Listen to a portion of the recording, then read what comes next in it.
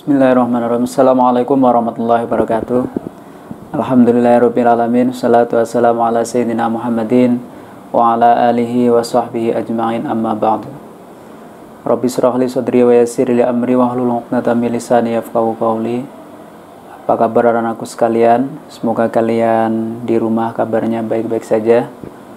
Untuk pertemuan pertama ini di semester 2, saya berdoa semoga kalian di rumah kabarnya baik-baik saja dan selalu mendapatkan perlindungan dari Allah Subhanahu wa taala.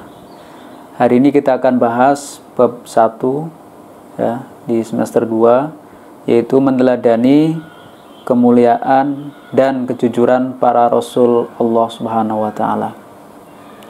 Namun sebelum materi kita mulai, jangan lupa kalian untuk mengisi daftar hadir dan mengikuti pembelajaran ini dari awal sampai akhir. Seperti biasa, sebelum pelajaran kita mulai, mari kita sama-sama berdoa dengan membaca surat Al-Fatihah. Kalian mengikuti bacaan surat Al-Fatihah dari rumah. Al-Fatihah. A'udzu billahi minasy syaithanir rajim. Bismillahirrahmanirrahim. Alhamdulillahi rabbil alamin.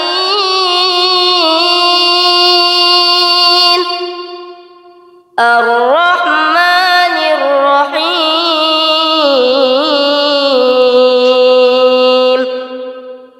Maliki yaumiddin.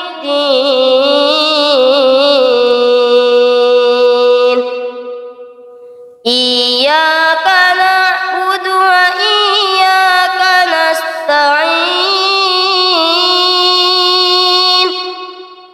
Ihdinas siratal mustaqim.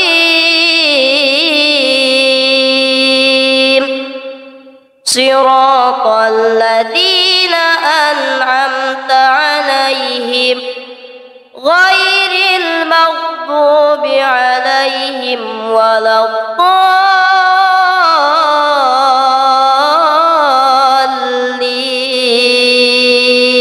Fatihah telah selesai, mari kita bahas yaitu bab pertama tentang meneladani kemuliaan dan kejujuran para rasul Allah Subhanahu wa taala. Ini kompetensi dasar ya, KD-nya adalah menjelaskan pengertian beriman kepada Rasulullah. Terus yang kedua adalah menyebutkan nama dan sifat-sifat Rasulullah, meneladani sifat-sifat Rasulullah, meneladani sifat-sifat Rasulullah Shallallahu Alaihi Wasallam ya. Terus indikatornya itu menjelaskan pengertian Nabi dan Rasul. Yang kedua adalah menjelaskan pengertian iman kepada Rasulullah, menyebutkan dalil nakli dan akli terkait dengan iman kepada Rasulullah. Terus menyebutkan nama-nama Nabi dan Rasulullah, menyebutkan sifat-sifat Nabi dan Rasulullah. Terus menyebutkan para Nabi yang termasuk ulul azmi ya. Terus menjelaskan keistimewaan sifat-sifat Rasulullah SAW. Terus meneladani sifat-sifat Rasulullah SAW dalam beribadah ya. Terus meneladani sifat-sifat Rasul dalam bermuamalah. Baiklah anak-anakku sekalian, mari kita bahas yang pertama, yaitu pengertian beriman kepada Nabi dan Rasul. Ada dua. Yang pertama, mempercayai dengan sepenuh hati bahwa Allah telah memilih di antara manusia beberapa orang Rasul dan tidak membeda-bedakan antara yang satu dengan yang lainnya ya. Jadi kalian kalau mengaku beriman kepada Rasul ya, maka kalian tidak boleh membeda-bedakan antara Rasul yang satu dengan Rasul yang lainnya. Jadi semuanya itu kalian harus percaya ya, bahwa Allah telah menurunkan atau telah mengutus seorang Nabi dan Rasul. Tujuannya apa? Yaitu untuk memberi peringatan kepada manusia. Itu yang pertama. Terus yang kedua adalah tujuannya supaya kalian itu bisa meneladani sifat-sifat mulia para Rasul. Yang kedua adalah mematuhi segala yang diperintahkan dan menjauhi segala larangannya. Jadi apabila kalian mengaku beriman kepada Nabi dan Rasul, berarti kalian harus mengikuti semua perintah dan menjauhi semua larangannya. Hal ini sebagaimana firman Allah dalam surat Al-Baqarah ayat 136. A'udzu billahi minasyaitonir rajim. Qulu amanna billahi wa ma unzila ilaina wa ma unzila ila Ibrahim wa Ismaila wa Ishaq wa Yaqub wal asbati wa ma utiya Musa wa Isa wa ma utiyan nabiyyuna min rabbihim la nufarriqu baina ahadin minhum wa nahnu lahu muslimun. Artinya, katakanlah kami beriman kepada Allah dan kepada apa yang diturunkan kepada kami dan kepada apa yang diturunkan kepada Ibrahim, Ismail, Ishak, Yakub dan anak cucunya, dan kepada apa yang diberikan kepada Musa dan Isa, serta kepada apa yang diberikan kepada nabi-nabi dari Tuhan mereka. Kami tidak membeda-bedakan seorang pun di antara mereka, dan kami berserah diri kepadanya. Ya. Terus selanjutnya adalah pengertian Nabi dan Rasul. Ya. Bedanya apa? Kalau Rasul adalah orang yang menerima wahyu dari Allah dan diperintahkan untuk menyampaikan kepada umatnya. Jadi umpama Allah menurunkan wahyu kepada Nabi Muhammad, maka Nabi Muhammad wajib menyampaikan kepada umatnya. Itu namanya Rasul. Tapi kalau Nabi adalah orang yang menerima wahyu dari Allah, tidak diperintahkan untuk menyampaikan kepada umatnya. Jadi kalau Nabi itu tidak wajib menyampaikan, jadi untuk dirinya sendiri gitu. Terus yang berikutnya adalah jabatan Nabi atau Rasul diberikan oleh Allah kepada manusia pilihan. Mereka merupakan, yang pertama adalah laki-laki. Jadi Nabi dan Rasul itu adalah seorang laki-laki. Nggak ada namanya Nabi itu perempuan. Ya. Makanya kalau ada seorang perempuan mengaku Nabi, berarti dia berbohong. Gitu. Karena Nabi itu ya laki-laki, ya, tidak mungkin perempuan. Yang kedua adalah mempunyai akal yang sempurna. Ya, jadi Nabi dan Rasul itu memiliki akal yang sempurna, ya, tidak gila, ya. Terus yang ketiga adalah mempunyai kecerdikan yang dapat diandalkan. Jadi Nabi dan Rasul itu memiliki kecerdasan yang di atas rata-rata, gitu ya. Yang keempat adalah memiliki postur tubuh yang sempurna, tanpa aib dan celah. Yang kelima, mempunyai kebangsaan yang mulia. Yang keenam, terpelihara dari hal-hal yang dianggap rendah oleh masyarakat. Yang ketujuh adalah terpelihara dari khilaf dan kekeliruan. Ya. Dan yang kedelapan adalah terpelihara dari perbuatan dosa, maksiat, baik dosa kecil maupun dosa besar. Jadi seorang Nabi dan Rasul itu maksum, ya, dijaga dari perbuatan dosa. Yang selanjutnya adalah jumlah Nabi dan Rasul, ya. Menurut para ulama, Rasul yang diutus Allah seluruhnya berjumlah 313 Rasul, dan jumlah Nabi sebanyak 124.000 orang. Jadi banyak sekali, ya. Jadi Rasul itu 313, kalau Nabi itu sebanyak 124.000 orang, ya. Nabi dan Rasul yang wajib diketahui umat Islam adalah 25. Ya, jadi kalau kalian beriman kepada Nabi dan Rasul, maka hukumnya wajib mengetahui atau menghafal sejumlah 25 Nabi dan Rasul, ya. Itu yang diwajibkan, ya. Itu 25. Yang pertama adalah Adam, ya. Yang kedua Idris alaihissalam. Yang ketiga adalah Nuh alaihissalam. Yang keempat adalah Hud alaihissalam. Yang kelima adalah Soleh alaihissalam. Terus yang keenam adalah Ibrahim alaihissalam.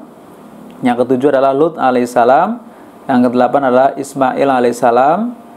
Terus yang kesembilan adalah Ishak alaihissalam. Ke-10 adalah Yakub alaihissalam. 11 adalah Nabi Yusuf alaihissalam.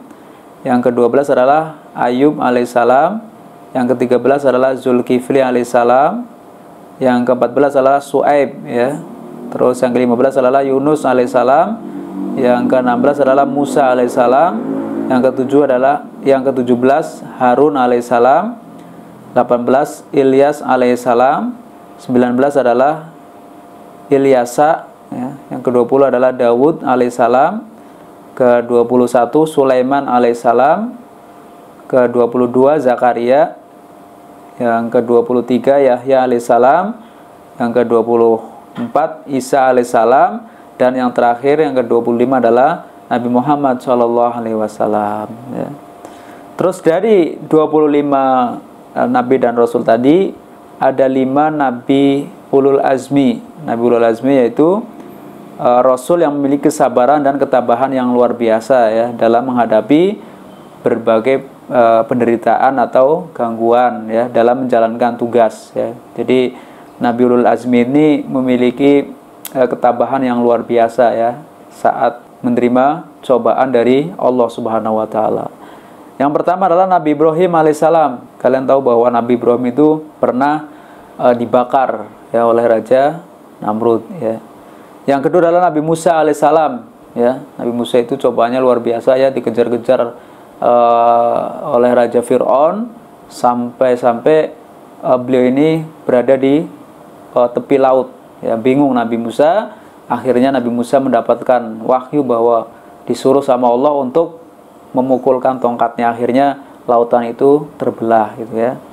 Akhirnya Nabi Musa dan umatnya melewati lautan itu dan selamat. Dan Raja Fir'aun bersama bala tentaranya di saat masih di tengah-tengah, akhirnya Allah dikembalikan lagi seperti semula. Akhirnya Raja Fir'aun dan bala tentaranya tenggelam ya. Terus Nabi Isa alaihissalam ya. Yang keempat adalah Nabi Nuh alaihissalam ya, yang kelima adalah Nabi Muhammad SAW. Yang selanjutnya adalah sifat wajib Rasul. Jadi ada sifat wajib Rasul, ada sifat mustahil, dan sifat jaiz ya. Ada 3 sifat yang dimiliki oleh Nabi dan Rasul. Yang pertama adalah sifat wajib ya, yaitu yang pertama as-siddiq ya, artinya benar ya, bahwa seorang Rasul itu pasti benar ya, apa yang disampaikan pasti benar, karena semua yang disampaikan adalah datangnya dari Allah Subhanahu wa taala. Yang kedua adalah al-amanah, artinya dapat dipercaya ya, nggak mungkin Rasul itu berbohong ya. Terus yang ketiga adalah at-tabligh, artinya menyampaikan semua wahyu yang diterima ya. Jadi seorang Rasul itu wajib menyampaikan wahyu yang diterima dari Allah Subhanahu wa taala. Kepada siapa? Menyampaikan kepada umatnya. Yang keempat adalah al-fatonah, artinya cerdas dan bijaksana. Jadi tadi saya sudah katakan bahwa seorang Rasul itu memiliki kecerdasan di atas rata-rata manusia pada umumnya ya, itu. Terus yang kedua adalah sifat mustahil bagi Rasul ya. Yang pertama adalah al-kidzbu, artinya bohong atau dusta. Jadi tidak mungkin seorang Rasul itu berbohong ya, walaupun hanya sekali itu tidak mungkin. Walaupun sedang bercanda ya, sedang guyon, seorang Nabi dan Rasul itu tidak pernah berbohong ya. Yang kedua adalah al-khianah, artinya tidak dapat dipercaya. Jadi Nabi dan Rasul itu tidak mungkin tidak dipercaya. Pasti mereka itu dapat dipercaya, itu amanah lah istilahnya ya. Itu. Jadi nggak mungkin seorang Rasul itu khianat gitu. Terus yang ketiga adalah al-kitman, artinya tidak menyampaikan ya, menyembunyikan. Itu kalau dapat wahyu disembunyikan itu nggak mungkin bagi Rasul ya. Pasti seorang Rasul itu ketika mendapatkan wahyu langsung Rasul itu menyampaikan kepada umatnya. Terus yang keempat adalah al-baladah ya. Jadi sifat mustahil yang keempat adalah al-baladah, artinya bodoh atau dungu ya. Jadi seorang Rasul itu tidak mungkin bodoh ya. Kalau bodoh bagaimana? Nanti ketika mendapatkan wahyu dia lupa ya, karena bodoh ya. Makanya seorang Rasul itu diberikan kecerdasan yang luar biasa. Jadi sekali mendengar langsung hafal. Ketika Allah berfirman ya, menyampaikan wahyu langsung hafal. Beda sama kita, kalau kita mau hafal kan harus diulang-ulang ya. Tapi seorang Rasul sekali dengar langsung hafal itu. Terus yang ketiga adalah sifat jaiz bagi Rasul adalah al-aradul basyariyah, artinya Rasul memiliki sifat-sifat manusiawi seperti yang dimiliki manusia biasa ya, misalnya makan ya, itu sifat jaiz Rasul. Jadi seperti kita ya, makan terus minum ya, tidur, itu kan sifat-sifat manusia pada umumnya ya. Sedih ya, Nabi juga sedih ya. Suatu ketika Rasulullah SAW diuji dengan begitu beratnya ya, yaitu ditinggalkan orang yang dicintainya, yaitu siapa? Istri beliau ya. Nggak lama kemudian diuji lagi. Tapi Rasul ya sedihnya sebentar ya, istilahnya nggak berlarut-larut gitu lah. Tapi tetap Rasul itu merasa bersedih karena yaitu sifat jaiz ya, sama seperti manusia pada umumnya itu. Terus gembira ya dan lain sebagainya itu. Itulah 3 sifat yang dimiliki oleh Rasul itu. Terus yang berikutnya adalah tugas Nabi dan Rasul. Yang pertama adalah menyampaikan kabar gembira dan peringatan kepada umatnya agar beriman kepada Allah Subhanahu wa taala. Jadi Rasul itu memberikan kabar gembira. Siapa yang beriman dan bertakwa maka akan dimasukkan ke dalam surga. Siapa yang beramal soleh ya pasti akan dimasukkan ke dalam surga. Balasannya yaitu surga. Hidupnya akan diberikan kebahagiaan. Itu. Jadi tugas Rasul itu memberikan kabar gembira dan peringatan kepada umatnya. Ya. Jadi barang siapa yang melanggar aturan Allah, menjalankan larangan Allah ya, seperti minum minuman keras, berbuat maksiat, maka Rasul akan memberi peringatan, yaitu dengan apa?